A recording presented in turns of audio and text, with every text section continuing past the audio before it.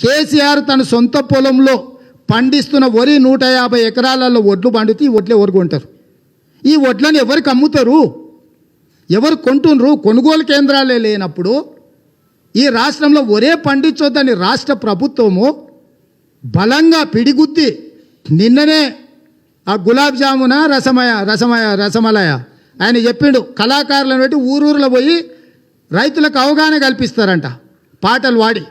మీరు ఒరేసుకోవద్దు, ఒరేసుకుంటే మీరు ఉరేసుకోవాల్సి వస్తుంది అని నిన్ననే అదేదో సారథి సంఘం పెట్టిరు కదా, జీతాలు ఇస్తాం కళాకారులకని.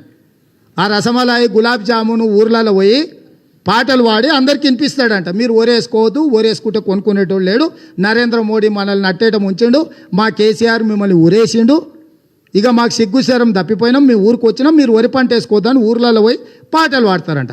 నేను గ్రామాలలో ఉండే రైతులకు ఒకటే విజ్ఞప్తి చేస్తున్నాను, ఎవడు ఊర్లలోకి వచ్చినా, టీఆర్ఎస్ వాడు వచ్చినా, నాయకుడు వచ్చినా, సర్పంచ్ వచ్చినా, ఎమ్మెల్యే వచ్చినా, ఎంపీ వచ్చినా, మంత్రి వచ్చినా చెప్పు తీసుకొని కొట్టండి.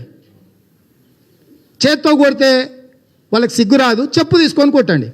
ఎందుకంటే ఎర్రబెల్లి వెంకటాపురంలో కల్వకుంట్ల చంద్రశేఖరరావు గారు 150 ఎకరాలల్లా వరి ధాన్యం పండిస్తుంటే తెలంగాణ రైతులు వరి పండించొద్దు అని అంటే తెలంగాణ రైతులను ఏం సావమంటుండా? ఊరేస్తే ఊరే అంటాడా? మరి నీ భూమిలో ఎట్లా పండిస్తున్నావు? నీ భూమి బీళ్ళు వారొద్దా? నీ భూమిలో తుమ్మలు పొలవద్దా? నీ భూమి మాత్రం పచ్చంగా ఉండాలి, నీ భూమి పచ్చగా పండాలి, నీ కడుపు నిండాలి.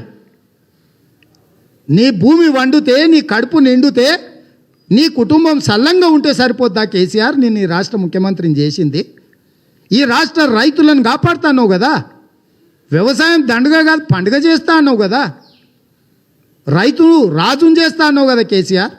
నీ రాజ్యంలో రైతు శవాల కుప్పలుగా మారుతుంటే, రైతులను ఒరేయొద్దు, ఒరేస్తే జైల్లో పెడతామని బెదిరిస్తుంటే, నీ భూమిలో మాత్రము 150 ఎకరాలలో వరి పండించడం న్యాయమా? నేను వ్యవసాయ శాఖ మంత్రి, అదేవిధంగా పౌర సరఫరాల శాఖ మంత్రిని అడుగుతున్నా, మొన్న కేసీఆర్ పండించిన వరి ధాన్యాన్ని ఏ ఐకేపీ సెంటర్లో అమ్మినరో, ఏం ధరకు అమ్మినరో తెలంగాణ ప్రజలకు చెప్పాలి. ఇప్పుడు ఈ యాసంగిలో పండించిన పంట ఎవరికి అమ్ముతారు, ఎక్కడ అమ్ముతారు, ఏ ధరకు అమ్ముతారు?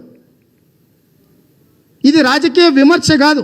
ఒక రైతు బిడ్డగా, రైతుల కష్టాలు తెలిసినోడిగా, రైతులు సావులను కల్లారా చూసి కల్లాలకు పోయి రైతుల కడుపు కోతను అర్థం చేసుకొని, ఆడబిడ్డలు పిల్లలు కొడుకు యాక్సిడెంట్లు హాస్పిటల్లో చావు బతుకుల మధ్యలో ఉంటే ఈ ఒట్లు అమ్ముకొని వచ్చిన పైసలు తీసుకొని పోయి నా కొడుకును కాపాడుకోవాలి బిడ్డ, నాకు